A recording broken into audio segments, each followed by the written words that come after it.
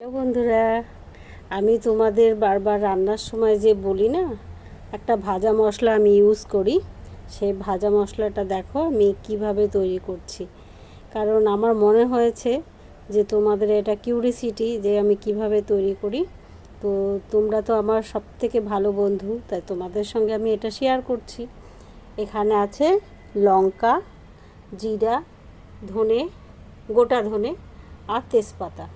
এটাকে আমি রোস্ট করব, কড়াইতে একটু নেড়ে নেব, হালকা হালকা গরম করে নেব। তারপরে এটাকে পেস্ট গুঁড়ো করতে হবে, পেস্ট না গুঁড়ো।